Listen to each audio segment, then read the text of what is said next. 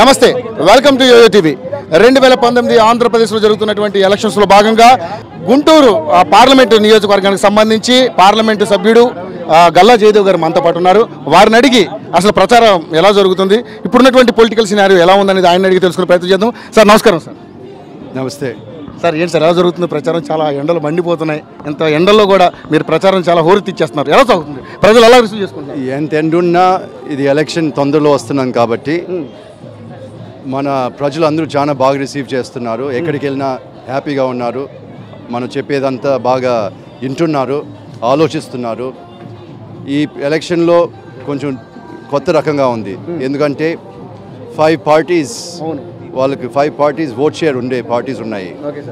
ఇంతకుముందు కూడా multiple parties ఉన్నా కూడా రెండే ఏదైనా ఓట్ షేర్ వచ్చే పార్టీస్ రెండే ఉంటా ఉన్నాయి. ఇప్పుడు 5 ఉన్నాయి కాబట్టి మల్టీ పార్టీ కాంటెస్ట్ ఉంది.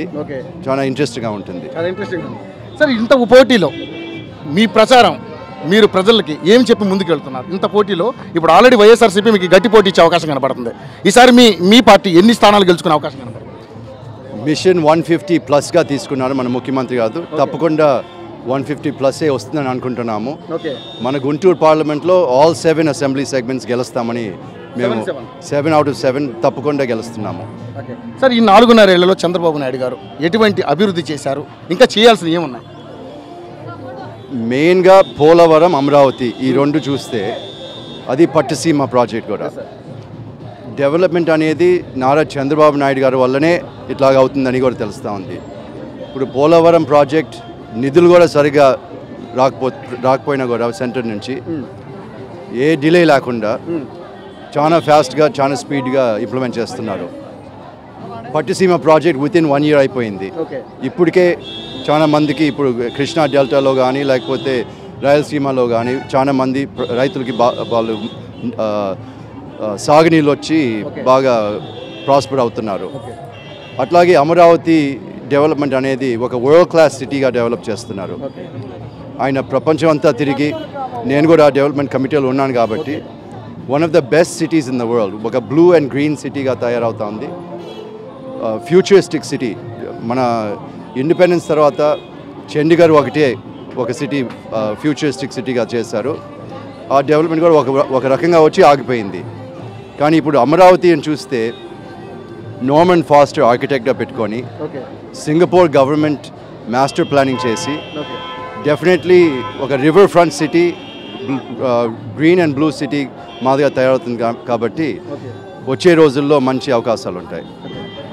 మీరు ఇంత అభివృద్ధి చేస్తున్నట్టు అయినప్పటికీ కూడా మా పోలవరం అనేది ఒక అభూత కల్పన, అమరావతి అనేది ఒక అభూత కల్పన లాగానే ఉంది తప్పితే ప్రజలకు చేసింది ఏమీ లేదు. చంద్రబాబు నాయుడు గారు ఎటువంటి అభివృద్ధి చేయలేదని ప్రతిపక్షం పదే మిమ్మల్ని విమర్శిస్తుంది. దీన్ని మీరు ఎలా చూస్తారు?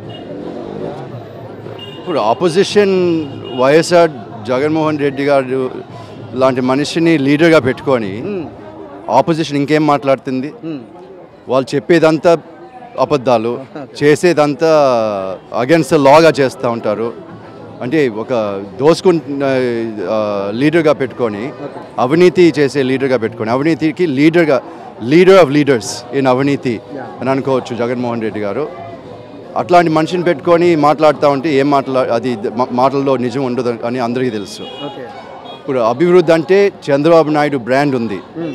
దేశంలోనే నెంబర్ 1 అని అనిపించుకునే లీడర్ మన నారా చంద్రబాబు నాయుడు గారు. ఆయన మోడల్గా పెట్టుకొని ఎంతోమంది చీఫ్ మినిస్టర్స్ వాళ్ళు గవర్నెన్స్ కూడా ఇంప్రూవ్ చేశారు. కాబట్టి డెఫినెట్లీ నారా చంద్రబాబు నాయుడు గారు ఉండే స్ట్రెంగ్స్, అడ్మినిస్ట్రేషన్ స్ట్రెంగ్స్ ఉండే దాంట్లో ఒక 1% కూడా లేదు జగన్మోహన్ రెడ్డికి. అందుకని ప్రజలకు బాగా తెలుసు, మనకే ఓటేసి మనల్ని గెలిపిస్తారు.